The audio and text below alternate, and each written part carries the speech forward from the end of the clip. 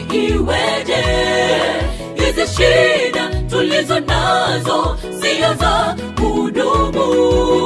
Tunaye Yesu na tena anatukumbuka, atasawazisha, atalainisha, na tutaonekana wakifani.